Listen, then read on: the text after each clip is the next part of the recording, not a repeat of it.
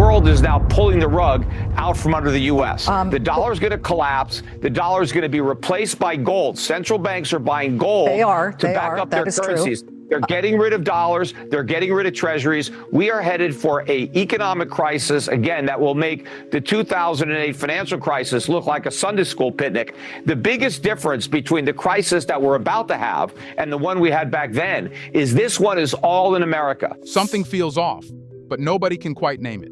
You wake up to higher prices, weaker currency, and another headline about global pressure. Politicians blame corruption. Economists blame markets. But none of that explains why the same pattern keeps repeating across countries that don't even share borders, languages, or leaders. One day, a speech is made in Washington. 2 weeks later, fuel prices jumped in Africa.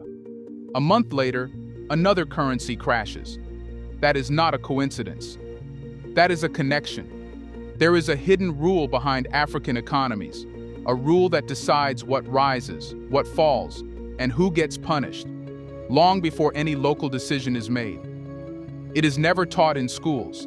It is never explained on the news, yet it shapes everything from food prices to national budgets. Now something dangerous is happening. Countries are quietly breaking that rule. And when a rule this powerful begins to crack, the entire system starts to shake. Has the dollar end come? Let's find out. The rule is not written in any African constitution. It is not debated in parliament. It is not even mentioned in most economics classes. Yet it decides whether your currency rises or falls, whether fuel is affordable or suddenly unreachable, whether your government can fund hospitals or is forced to borrow again.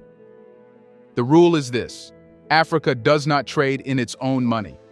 You might earn in naira, cedi, shilling, rand, or franc. But the moment your country tries to buy medicine, fuel, wheat, aircraft parts, or technology from outside, it must first convert into US dollars. The same is true when African countries sell cocoa, oil, copper, gold, or coffee. Payment does not arrive in African currency. It arrives in dollars through foreign banks. This is not symbolism.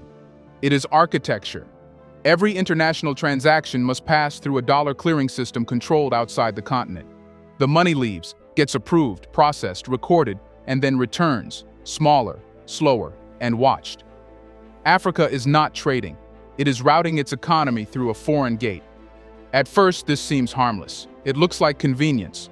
But when one currency sits at the center of everything, that currency becomes a switch. And whoever controls the switch controls the flow. This is why even trade between two African countries often touches the dollar first. It is why a farmer in Kenya, a trader in Ghana, and a factory in Senegal can all feel the impact of a decision made in the United States within weeks. Because the dollar is not just a currency, it is the language of global trade. Once a language dominates, every speaker becomes dependent on its grammar. And Africa never wrote the grammar. This system was not created for Africa. It was inherited. Built after World War II, when the United States held most of the world's gold and designed a financial structure where energy, shipping, insurance, and credit were priced in dollars. Countries that wanted to trade globally had to accept this structure or remain isolated. Africa joined because there was no alternative. But here is what makes this rule dangerous. Once trade is dollar-based, debt must be dollar-based too. Governments cannot borrow in currencies no one uses internationally. So they borrow in dollars. And the moment that happens, foreign interest rates begin to control local futures. Budgets stop responding only to local needs. They start reacting to foreign policies. Education, health, fuel subsidies, and infrastructure become tied to decisions made far away. This is the moment when money stops being neutral. This is when the rule becomes power.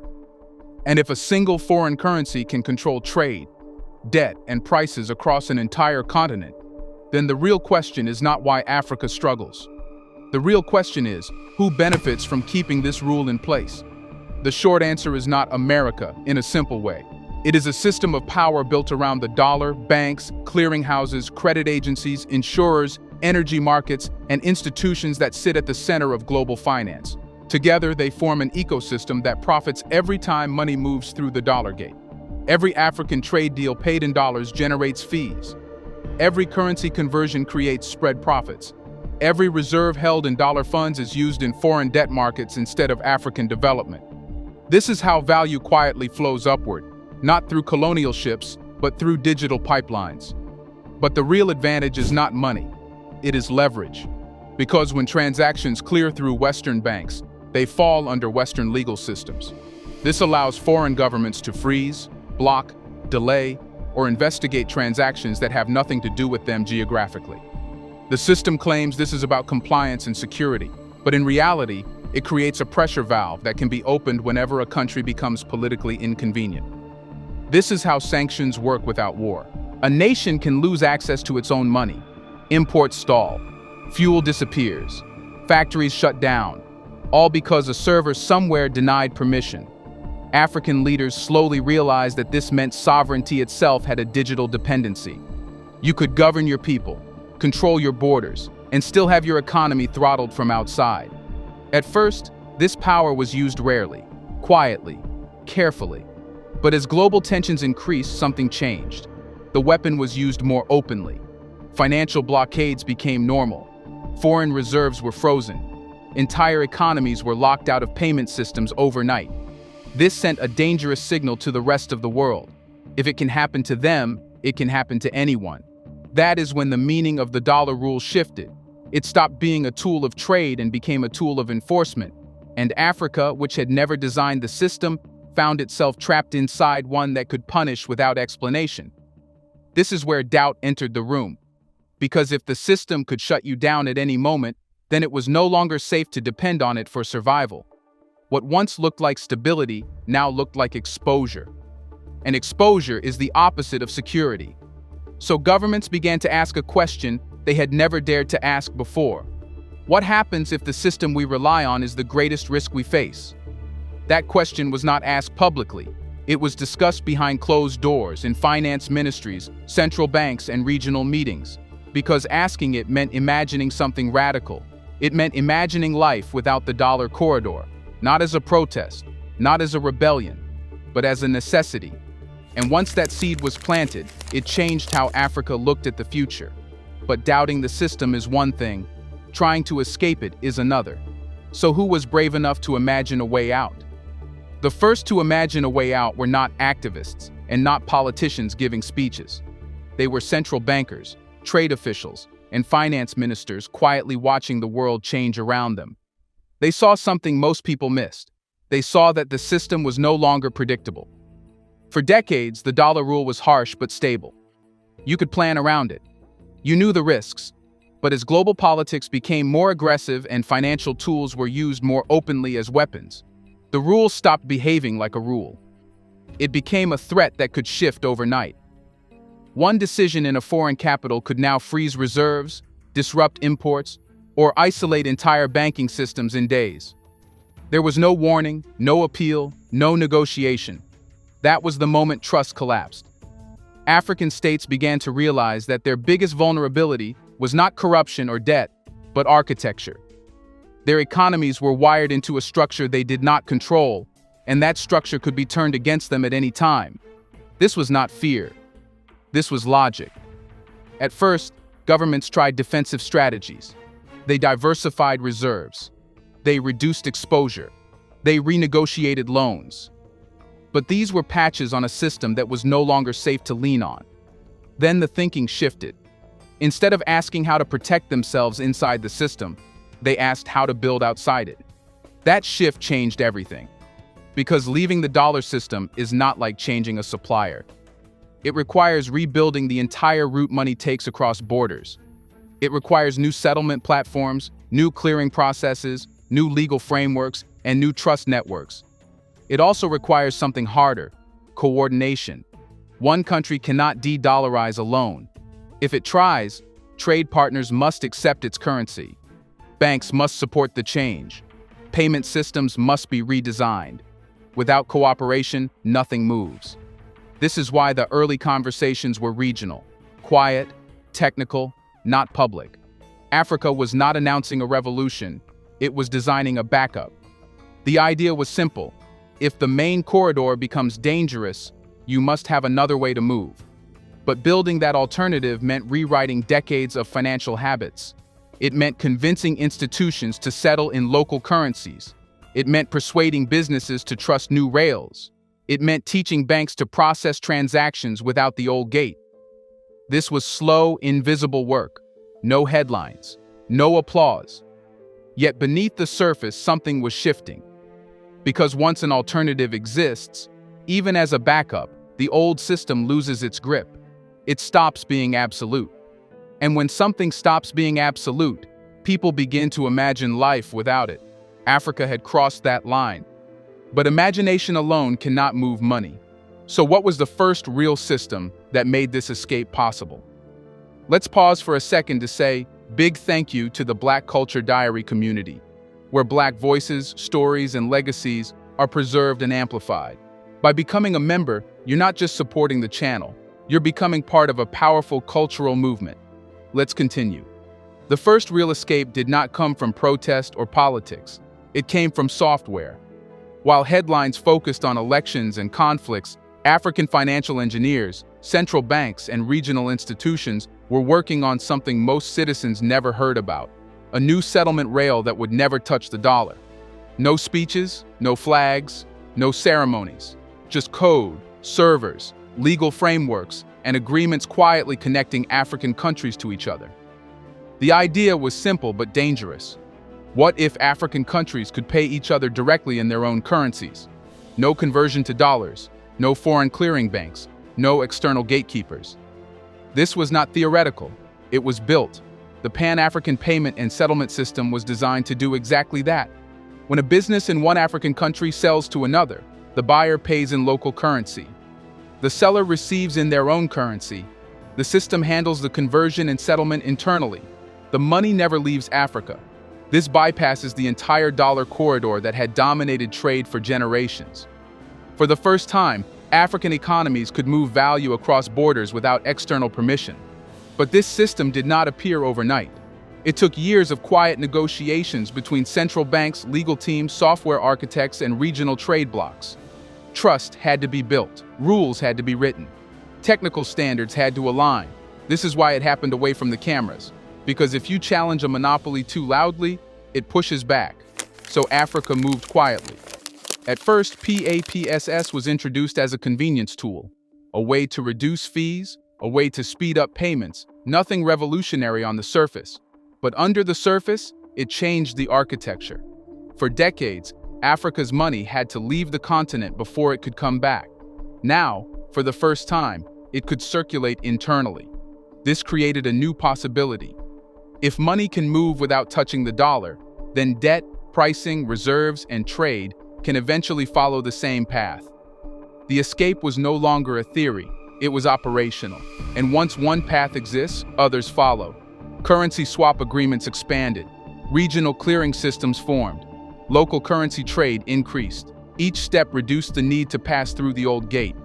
This is how monopolies break. Not through confrontation, through replacement. But a system this powerful does not collapse quietly. So what happens when the world realizes Africa no longer needs the gate that once controlled it? Here's a reminder to please like and share the video and subscribe to our channel to watch more videos on Black culture, history, civilization, and identity. Let's continue now. Once the new rails were active, something subtle began to change. Not headlines, not speeches, behavior. Banks started routing certain transactions through regional systems instead of the old corridor. Businesses discovered they could move money faster and cheaper without converting it into dollars. Governments noticed they could settle trade balances without touching foreign reserves. Nothing dramatic, just quiet efficiency.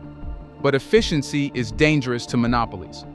Because every transaction that avoids the dollar gate is one less moment of control for the old system. One less fee. One less checkpoint, one less opportunity to apply pressure. At first, this looked insignificant, but patterns grow. As more trade settled internally, African currencies began circulating with purpose instead of sitting idle. Central banks gained flexibility. Importers became less vulnerable to foreign currency shortages. Trade delays caused by correspondent banking bottlenecks slowly faded. For the first time, Money moved at the speed of regional trust, not global approval. This changed how power felt. Because when a system no longer has absolute control, it loses its ability to frighten. The threat of financial isolation weakens when there is an alternative route, and alternatives shift psychology.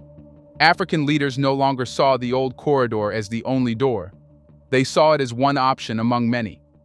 That shift alone is revolutionary. It means negotiations change, trade terms change, political leverage changes. The dollar does not disappear, but it stops being untouchable. And when something stops being untouchable, it stops defining the limits of possibility. But here is the deeper shift. This is not only about money. It is about who decides what is normal. For decades, Africa accepted that value must leave the continent to become legitimate, that foreign currencies were safer, that global approval was required. Now, value is beginning to validate itself internally. And once that mindset takes root, it spreads beyond finance. It enters technology, energy, education, industry. Because if you can redesign money, you can redesign everything. Yet change at this scale always triggers resistance. Not loud resistance, systemic resistance. So if Africa's new rails continue to grow, what forces will move to protect the old order? The moment a monopoly is challenged, it becomes visible. For years, the dollar system felt permanent, because there was no alternative large enough to threaten it. But once Africa proved it could move money without touching the old corridor, the system was no longer absolute.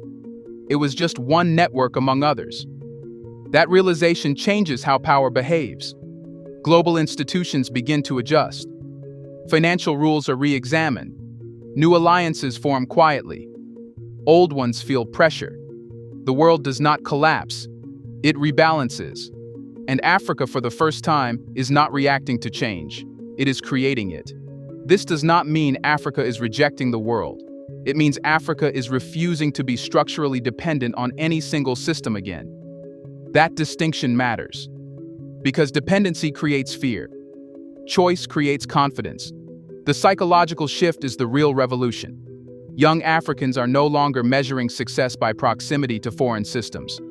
They are building regional platforms, local innovations, and continental solutions that keep value circulating at home. They are not waiting for permission. They are designing resilience. This is why de-dollarization is not chaos. It is architecture. It is not about destroying the old. It is about ensuring the new cannot be controlled by the same forces. And when a continent controls its financial roots, it controls its future narratives. But this story is not finished. Because money is only one layer of power. If Africa has found a way to redesign the system that once defined its limits, then the final question is not whether the old order will survive. The real question is, what other systems will Africa choose to rebuild next? Let us know in the comments section which African nation is going to lead this. Do you want to watch more videos like this one? If so, subscribe to our channel and press the bell icon next to it.